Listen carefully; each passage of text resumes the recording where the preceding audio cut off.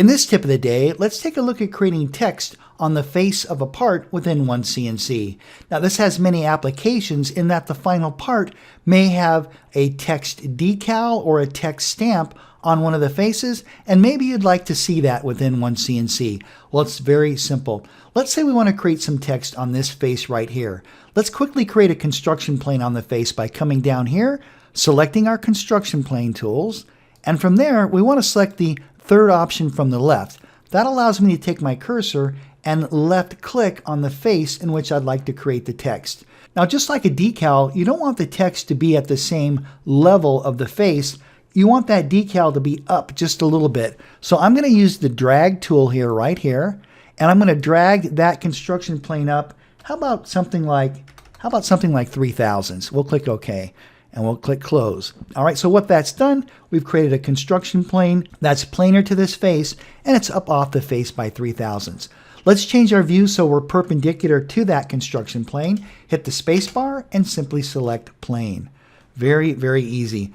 All right, so now let's create our text. Let's head over here to the command manager, select text, and then text.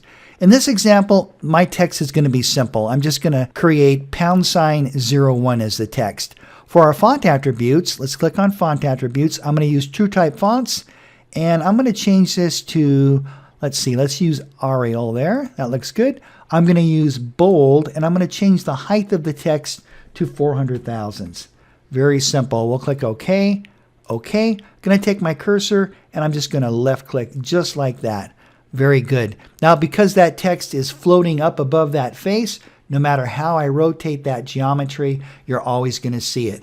Now, another thing to point out, though, is if you go into Preview Toolpath, you're not going to see that text. Let's go to Preview Toolpath, and it won't show that. But I'm going to show you how you can see the text. What you want to do is head back over to the Command Manager, go back into your text options, and select Text to Geometry. Take your cursor, left click, and now if we go back into Preview Toolpaths, you're going to see that text. And again, because it's floating up above that face, you're always going to see it.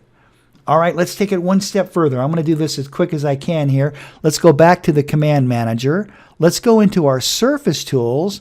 And from here, we're going to use this option called Surface from Curves. I'm going to left click the outside boundary and the inside shape, and then right-hand mouse click. Let's do the same for the other characters. Let's left click, and then right click. One more time.